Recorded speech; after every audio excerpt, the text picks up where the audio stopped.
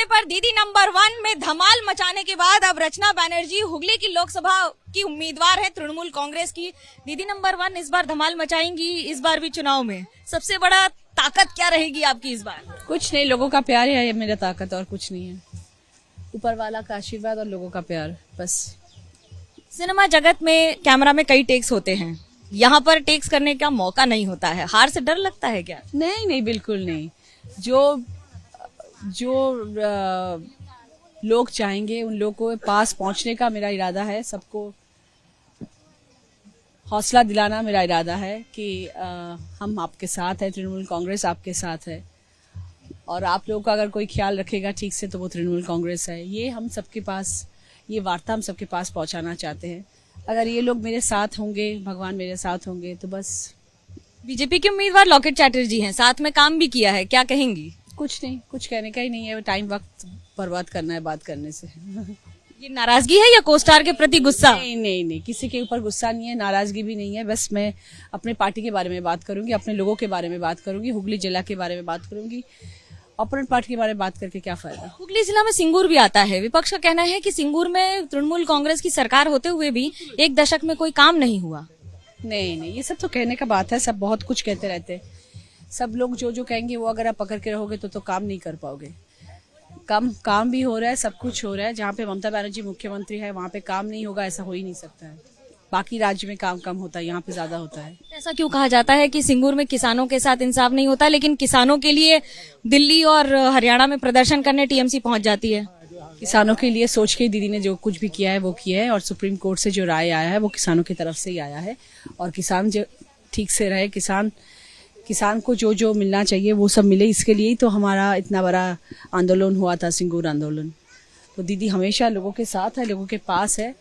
और किसी को अगर ये सोचना है कि हम लोग किसानों के खिलाफ है तो वो बिल्कुल गलत है, बिल्कुल गलत है। रचना दी, क्योंकि टीएमसी पर आरोप लगते हैं तुष्टीकरण के, आपके यहाँ भी 20% से ज्यादा मुसलमान हैं, कैसे देखती हैं इन सब चीजों को? नहीं, we should not think about all this things, because देखिए इस टाइप का कमेंट्स तो लोग करते रहते हैं, पर इन लोगों को लेकर ज्यादा बात नहीं करना चाहिए। और हम लोग काम से मतलब रखते हैं। जहाँ पे काम ठीक ठाक हो, जहाँ पे लोग खुश हो, जहाँ पे हम लोग के पार्टी को सपोर्ट करने वाले हो, उसके बाद ये सब कुछ मायने नहीं रखता ये सब बातों की। सिनेमा में कई वर्षों तक काम किया है, दशकों में काम किया है, सैकड़ों मूवीज की हैं, लेकिन यहाँ पर हाथ जोड़ के वोट मांगना, कितना अंतर है जिंदगी में? ये हाथ जोड़ के तो हम लोग जब आर्टिस्ट होके जब गांव में जाते हैं शोज करने के लिए, या तो फिर लोगों के सामने हम जाते हैं, तो हाथ जोड़ना तो कोई खराब बात नहीं है। और हम लोग जो सबके पास जब हम लोग आर्टिस्ट लोग जाते हैं तो हाथ जोड़ के ही बात करते हैं। घर पे भी अगर कोई रिस्पेक्टेबल आदमी हो तो हम लोग हाथ जोड़ के ही बात करते हैं, उसमें कोई प्रॉब्लम नहीं है। पर काम थोड़ा डिफरेंट है, क्योंकि हम लोग प्रचार करते हैं, हम लोग लोगों के पास गांव गांव में पहुंच जाते हैं, जो कि हम लोग नहीं करते हैं फिल्मों में। पर ये करने के बाद मुझे ये तो पता चल गया कि लोग मुझे कितना प्यार करते हैं। मैंने जितने लोगों से बात की सब कहते हैं आप ओनर मिष्टी हाशी खूब पसंद हो। आपको कितने लोगों ने बोला ये अभी? ये तो मुझे पता है। क्यों, सही कहा ना? बस ठीक है, सबका, इसलिए मैंने आपको पहले ही बोला था सबका प्यार है मेरे साथ। जब तो ममता बनर्जी से आपने कहा था कि टिकट के लिए, कि उन्होंने कहा लड़ने के लिए? नहीं, ये उनके तरफ से आया है। बस कुछ नहीं, बस उन्होंने कहा कि आ जाओ मेरे पास रहो, मेरे साथ काम करो, मेरे पार्टी में ज्वाइन करो।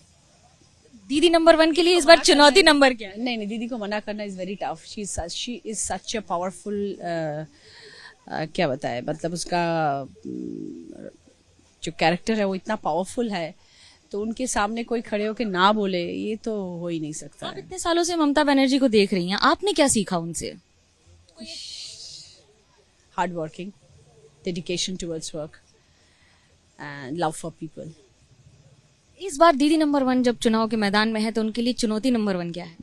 कुछ चुनौती नहीं है। देखिए मैं बहुत स्ट्रेट हूँ और मैं दिल से बात करती हूँ। ये मेरा सबसे बड़ा, अगर आपका हो यूएसपी है तो यूएसपी है, अगर आपका हो कोई नेगेटिव है तो नेगेटिव है। मैं दिल से बात करती हूँ, जो भी करती हूँ, और मैं दिल से सबके साथ मिल रही हूँ और सबको यही दिल से कह रही हूँ कि आप हमारे साथ हो तो मैं आपके जरिए जान लगा दूंगी। रचना दी से मेरा आखिरी सवाल ये बताइए कि अगर हार गई तो क्या होगा? और कुछ नहीं होगा, जैसे मैं रहती थी मैं वैसे ही रहूंगी। मैं जैसे रहती थी, मैं काम में बिजी थी, मेरा बिजनेस है, मैं दोस्त लोगों के साथ घूमना बहुत पसंद करती हूँ, मुझे वर्ल्ड देखना है, ये सब मेरे सब बहुत पसंद करती हैं आप हर तरह के जमाल टुडू से लेकर। या वो सब मैं करती रहती थी और करती रहूंगी भी। इसमें कोई नहीं है कि मैं वो सब छोड़ दूंगी। जीना तो नहीं छोड़ना चाहिए। 2 लाइन मुझे सुना दीजिए, उसके बाद जाएं। क्या कुछ भी अपने अंदाज में, या तो अपना डायलॉग सुनाइए। रचना दी को उसके बिना कौन जाने देगा। मैं वो सब भूल चुकी हूँ। मैं वो 4 तारीख के बाद सुनाऊंगी। दी 2 लाइन या तो गा के सुनाएंगी या डायलॉग सुनाएंगी। की बोलबेन डायलॉग सुनते हो ना गान सुनते हो दीदी? भूल चुकी हूँ। नहीं मैं भूल चुकी हूँ। नहीं कभी और thank you so much.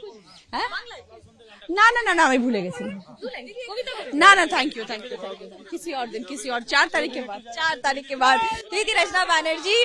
Camera person सूरज पांडे के साथ मनोज्ञा लोईवाल, हुगली, एबीपी न्यूज।